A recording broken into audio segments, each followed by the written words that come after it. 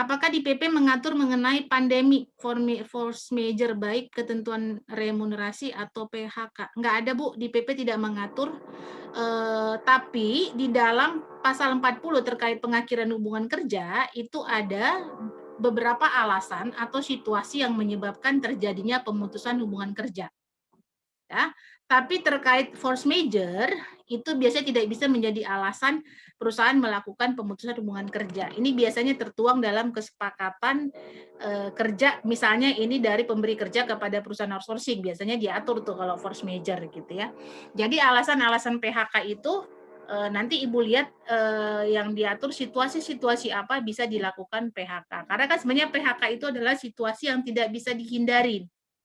Ya, yang tidak bisa dihindari artinya diupayakan jangan sampai terjadi PHK. Nah, gitu ya. Nah, kalau force major yang diatur di PP adalah kalau dia merugi, terjadi kerugian gitu ya. Kalau dulu di Undang-Undang 13 kalau perusahaan itu tutup, nah itu berarti merugi. Tapi di PP 35 sekarang tidak harus tutup pun perusahaannya, itu sudah bisa melakukan PHK. Jadi untuk melakukan efisiensi, bahkan untuk mencegah efisiensi sekarang boleh dilakukan PHK, tapi tidak menggunakan istilah pandemi atau force major. Ya, jadi PP tidak mengatur istilah force major, tapi dia mengatur ada alasan atau situasi di mana akhirnya perusahaan itu harus melakukan PHK karena mengalami kerugian. Gitu ya, mengalami kerugian berturut-turut selama 2 tahun, itu dibuktikan dengan laporan keuangannya. Atau dia mau mencegah kerugian. Nah, kalau sekarang pun kalau kerugiannya belum terjadi, kalau dulu di Undang-Undang 13 dia merugi dulu itu, dibuktikan dengan perusahaan tutup, baru dia boleh melakukan PHK.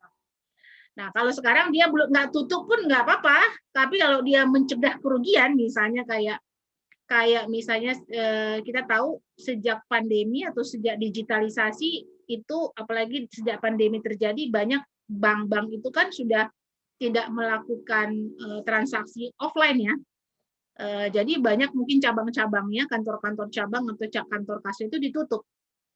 Nah, itu kan perusahaannya tidak tutup, tapi dia menutup beberapa kantor. Nah, itu bisa dia sekarang melakukan PHK dengan alasan mencegah kerugian. Karena kalau dia tetap banknya beroperasi, cost-nya itu banyak, sementara karyawan juga sudah working from home, lalu dia sudah menginvestasi dengan digitalisasi gitu ya, dengan perbankan digital, online segala macam, sehingga dia bilang ya saya untuk mencegah kerugian saya tutup nih kantor cabang gitu. Nah, dia PHK berarti kan semua karyawan yang ada di kantor cabang tersebut. Nah, itu bisa. Nanti dia menghitung berdasarkan formula dari ketentuan PP 35.